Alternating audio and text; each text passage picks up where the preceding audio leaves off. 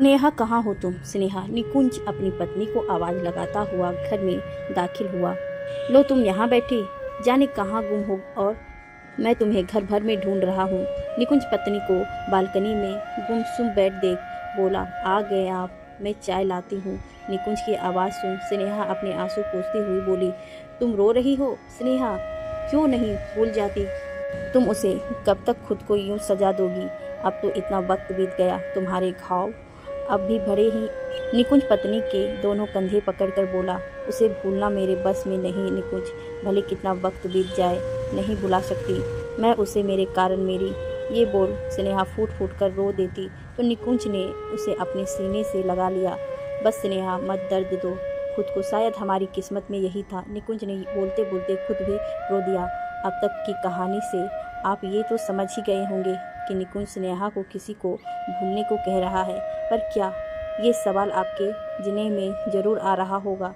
तो चलिए आपको इस सवाल का जवाब देने से पहले स्नेहा और निकुंज के अतीत में चलते हैं। स्नेहा और निकुंज के 4 साल की एक प्यारी सी बेटी थी, मायरा। दोनों अपनी बेटी पर जान छिड़कते थे। मायरा थी भी इतनी प्यारी कि पूरे मोहल्ले की लाडली थी। वह अपनी तोतली जुबान में जब वो बातें करती तो लगता था मानो कोयल कूक कर रही है। आज से 2 साल पहले स्नेहा फ़ोन पर अपनी सहेली से बात कर रही थी। मम्मा, मम्मा मुझे साड़ी पहनाओ ना, मुझे मम्मा बनना है, मायरा स्नेहा के पास आकर बोली। उसके हाथ में स्नेहा की साड़ी थी। बेटा बाद में, अभी मम्मा बात कर रही है ना, आप अपने टॉय से खेलो। स्नेहा बेटी से बोली, नहीं मम्मा, मुझे साड़ी ही पहननी है। मायरा तोतली जुबान में जिद करती बोली, बेटा आप बहुत जिद्दी होते जा रहे हो, जाओ अभी टॉय से खेलो। स्नेहा थोड़े गुस्से में बोली। मायरा मम्मी का गुस्सा देख वहाँ से हट गई और कमरे में आ गई। उसने टीवी खोल कार्टून लगाया, पर उसमें उसका मन नहीं लगा क्योंकि उसे तो साड़ी पहननी थी। टीवी को चलता छोड़ वो ड्रेसिंग के आगे आकर खुद से साड़ी पहनने की कोशिश करने लगी।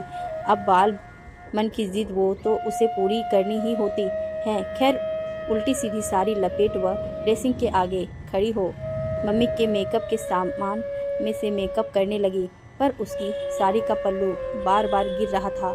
अचानक से उसे ख्याल आया, मम्मी तो साड़ी में एक खूबसूरत सा पिन लगाती है जिससे साड़ी गिरती नहीं। उसने इधर उधर देखा, उसे ड्रेसिंग के सबसे ऊपर वाले ड्रॉर में वो पिन झांकता नजर आया। अब मायरा तो छोटी सी, वो भला पिन तक कैसे पहुँचे। उसने ड्रेसिंग के पास रखा पहियों वाला स्टूल खिसकाया और उस पर चढ़ने लगी जिससे वह पिन तक पहुंच जाए।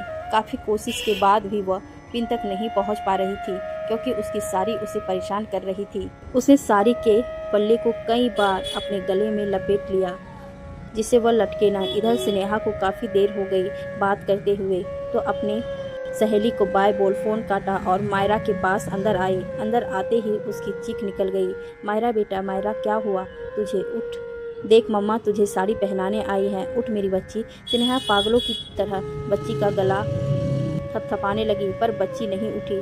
उसकी चीख सुनकर आसपास के लोग इकट्ठा हो गए। सब बच्ची को उठाकर अस्पताल में भागे, पर होनी को कुछ और ही मंजूर था। माँ पापा की जान, मोहल्ले भर की लाडली आज बेजान पड़ी थी। सॉरी निकुंजी, दम घुटने की वजह से यहाँ आने से पहले ही बच्ची की मौत हो गई थी। डॉक्टर ने आकर ये दर्दनाक खबर दी। क्योंकि मामला संदिग्ध था, इसीलिए डॉक्टर ने पुलिस को भी खबर कर दी थी। पुलिस ने सबसे पूछताछ की, पर घर आकर छानबीन की तो उससे यह नतीजा निकल आया कि सारी ड्रेसिंग में कहीं अटक गई होगी और पहिए वाला स्टूल खिसक गया होगा। गले में साड़ी लिपटी होने के कारण वह कसती चली गई और बच्ची का दम फूट गया। हो सकता है बच्ची के गिरने से आवाज़ जो हुई वह टीवी के शोर के कारण स्नेहा तक नहीं पहुंची।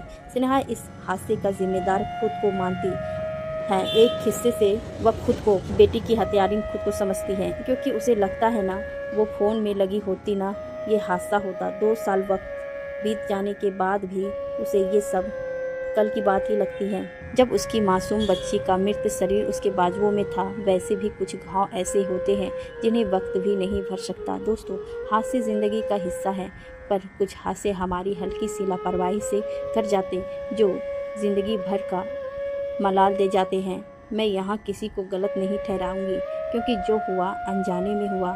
ना ही मैं आप लोगों को डराना चाहती हूँ, पर सभी माता पिता को सावधान जरूर करना चाहती हूँ। अगर आपके घर में छोटा सा बच्चा है तो उसके खेलों पर निगाह रखिए, ज़्यादा देर उन्हें अकेला मत छोड़िए।